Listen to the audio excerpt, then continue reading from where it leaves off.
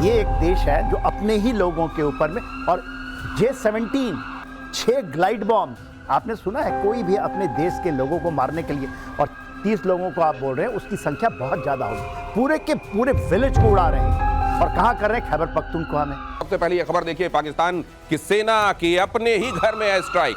खैबर पख्तूनख्वा प्रांत के खैबर जिले में पाकिस्तानी लड़ाकू विमानों ने बम बरसाए। रात को सो रहे लोगों पर हुई बमबारी में 30 लोगों के मारे जाने की खबर। अपने ही लोगों पर बम गिरा रहे हैं, जिसको हमारे एक्सपर्ट्स लगातार आपको बता रहे हैं कि पाकिस्तान इम्प्लोड कर रहा है, मतलब उसके अंदर वोलेटिलिटी बढ़ गई है, वो अंदर से ही फटने वाला है। वो बलूचिस्तान हो, केपी के हो, इन तमाम जगहों पर विद्रोह इस कदर बढ़ गया है कि अब सोचिए अपने लोगों को जेट से बम बरसाकर कंट्रोल करना पड़ रहा है इनको। वहां पर 30 लोगों के मारे जाने की खबर है। इसका मतलब ये कि हाथ से बात निकलती चली जा रही है। जनरल सिन्हा मेरे साथ चर्चा में जुड़ रहे हैं। गुड इवनिंग, जय हिंद सर। मेरे साथ जुड़ रहे हैं कमोडोर बहल भी। जय हिंद सर, कैसे हैं आप? ये तो सर जो आप लोग कह रहे थे कि बहुत जल्द, मुझको इतना जल्द ये हो जाएगा मुझे अंदाजा नहीं था। ये तो देखिए ना, जेट को बम बरसाने पड़े वहां, मतलब स्थितियां बहुत खतरनाक। देखिए, कोई भी एयर पावर को अपने लोगों को यूज नहीं किया, आज तक कोई नहीं किया। ये एक देश है जो अपने ही लोगों के ऊपर में, और J-17 6 ग्लाइड बॉम्ब, आपने सुना है कोई भी अपने देश के लोगों को मारने के लिए, और 30 लोगों को आप बोल रहे हैं, उसकी संख्या बहुत ज़्यादा होगी। पूरे के पूरे विलेज को उड़ा रहे हैं, और कहाँ कर रहे हैं? खैबर पख्तूनख्वा में। वो पूरा का पूरा जो बॉर्डर है, चाहे वो वजिस्तान का है, फाटा का है, साउथ वजिस्तान का इलाका, वहाँ कर रहे हैं।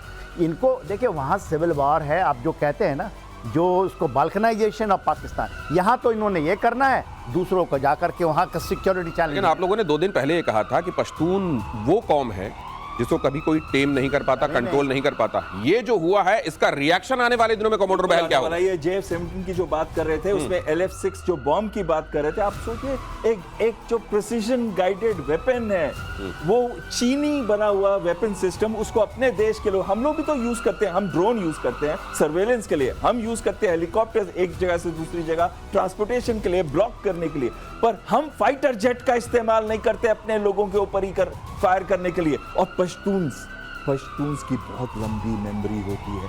पश्तून्स को तो ब्रिटिशर्स भी कंट्रोल नहीं कर पाए। आज तक कोई ऐसी कौम नहीं है जिसने अफगानिस्तान को कंट्रोल किया। तो आप ये कह रहे हैं कि आने वाले दिनों में बहुत बुरी तरह ये काउंटर प्रोडक्टिव होगा इनको? बिल्कुल, और इसी वजह से शायद वो जो दूसरे कौमें हैं, इनकी लश्कर तैयबा और दूसरे जो ऑर्गेनाइजेशंस है टेररिस्ट को, उनको इस जगह पे भेज रहे हैं। जैसे कि हमने कुछ समय पहले अपने कश्मीर के अंदर भी उन एलिमेंट्स को इस्तेमाल किया था जो इन टेररिस्ट को जाके ठोक के आते थे। Terrorist again terrorist, terrorist again terrorist. Okay. कहीं ना कहीं ये आतंकी युद्ध ना वहां बन जाए, लेकिन इसमें भी हार लश्कर तैयबा की होगी, क्योंकि पश्तूनियों को अगर कोई हरा सकता है तो हिंदुस्तानी है और कोई नहीं। इसी खबर का एक्सटेंशन देखिए, जो बात अभी एक्सपर्ट यहाँ बता रहे हैं कि वहां टीटीपी को कंट्रोल करने के लिए इधर से जैश ए मोहम्मद के लोग, हिजबुल मुजाहिदीन के लोग भेजे जा रहे हैं। खैबर पख्तूनख्वा में मुनीर की बहुत बड़ी साजिश। एक तरफ जनता पर पाकिस्तान अटैक कर रहा है, दूसरी तरफ आतंकियों को बचा रहा है। ऑपरेशन सिंदूर के बाद पीओके से शिफ्ट हुए आतंकी कैंप, केपीके में जैश और हिजबुल के आतंकी कैंप शिफ्ट हुए। लेकिन सबसे बड़ी इसमें बात यह सर कि लश्कर के कैंप अभी यहां शिफ्ट क्यों नहीं हुए? इसके पीछे क्या स्ट्रेटजी हो सकती है? देखिए, बात सिंपल है। ये जो कह रहे हैं कि ये ले गए खैबर पख्तूनख्वा में, वहाँ नहीं है। जो ये रिवर जा रही है, इंडस रिवर जा रही है, उसके उस साइड गए हैं। वो इलाका मोरलेस सेफ है। जो यहाँ सोचते हैं कि हम अंडरग्राउंड चल जाएंगे तो भारत का कोई चीज आएगा अटैक, तो वहाँ तक नहीं पहुँच पाएगा, वो उनकी भूल है। देखिए, वो केपी में क्यों जाते हैं? खैबर पख्तूनख्वा को उनको लगता है कि हम शायद वहाँ पहुँच नहीं पाए, इसलिए ये यूज नहीं करेंगे। अच्छा, मेरा आकलन है जो कह रहे हैं, टीटीपी के अगेंस्ट इनका यूज नहीं होगा, केवल इसलिए इनको ये लग रहा है कि सुरक्षित दूरी हो जाएगी, शायद उतनी दूर तक मारना पड़े, क्योंकि इनके स्ट्रेटेजिक एसेट हैं। देखिए, ये यूज करना चाहते हैं, ये जो तंजीमें हैं उसको भारत के अगेंस्ट में अपने निकलना चाहते हैं, जाकर के सिक्योरिटी देना चाहते हैं पूरे वेस्ट एशिया में। तो वहाँ पर न्यूक्लियर बम ये वो करेंगे, हम जाएंगे, क्योंकि वहाँ से पैसे आएंगे। यहाँ पर ये हमें उसको ये कर देंगे, स्ट्रेटजिक है, आप भारत के साथ लगे रहो। और जो टीटीपी है वो करना चाह रहे हैं कि आप चले जाओ वहाँ पर अफगानिस्तान से जाके कुछ कर लो। कुछ एक तस्वीरें सर वॉल पे डालता हूँ, कमोडोर बहल जरा इसको एक्सप्लेन भी कीजिएगा। जैसे इसका ये देखिए, हिजबुल मुजाहिदीन HM313 ये गेट बता रहा है, यहाँ पर बिल्डिंग ये कंस्ट्रक्शन क्या हो रहा है, ये वही केपीके वाला इलाका जिसको बताया जा रहा है कि इंडस के उस तरफ ये केपीके की तरफ टुवर्ड्स केपीके ये वाला कंस्ट्रक्शन। नेक्स्ट दिखाइए, इस तरीके के कई कंस्ट्रक्शंस वहां हो रहे हैं जो असल में हिजबुल मुजाहिदीन और जैश ए मोहम्मद के लोग वहां पर कर रहे हैं या इनको बचाने के लिए किया जा रहा है। सवाल यह है दो चीजें, एक तो यहां लश्कर अभी तक क्यों नहीं दिखाई दे रहा है, दूसरा अगर इस तरीके से इनको बसाया जा रहा है तो क्या वहां से, क्योंकि यहां तो ये लॉन्च पैड बनाते हैं, यहां ट्रेन करते हैं, यहां इस तरह भेज देते हैं, क्या वहां ये पर्पस सर्व कर पाएंगे आप? बिल्कुल, बहुत अच्छा पूछा आपने। पहले गलती से मैंने लश्कर तैयबा बोला था, एक्चुअली जैश ए मोहम्मद के ही हैं और खासकर मसूद अजहर के एलिमेंट्स हैं यहाँ पे। और मसूद अजहर खुद भी गिलगिट बाल्टिस्तान में था।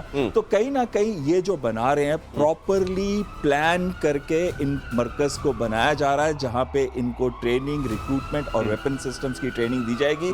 लेकिन जो बात जनरल साहब भी कह रहे थे उसमें भी दम है। वो ये कह रहे थे कि डिस्टेंस हमारे बॉर्डर से बहुत ज्यादा होगा, लेकिन साथ में मैं ये आपको बात बिल्कुल कहने को तैयार हूं, अभी भी मैं इस बात पे कायम हूं कि इनकी फ्रिक्शन बढ़ेगी। तहरीके तालिबान पाकिस्तान, एक म्यान में दो तलवारें नहीं रह सकती। अच्छा, इस वजह से? हाँ, इस वजह से। और वहां पे प्रॉब्लम्स आएंगी। बेशक ये बेसिक पर्पस इनको भेजने का वहां वो ना हो, लेकिन दोनों ही एक तरह के लोग हैं and positive and negative, they repel each other, इसलिए यहां पर ये होने वाला। लेकिन एक चीज ये बताइए, लश्कर का एक रीजन आया एक आयाम जोड़ना। देखिए, आपने देखा है HM313, ये कौन सी है? ये वो है सर, हाँ, हिजबुल मुजाहिदीन 313, हिजबुल मुजाहिदीन 313। देखिए, ये फिदाइन ब्रिगेड है, हिजबुल मुजाहिदीन।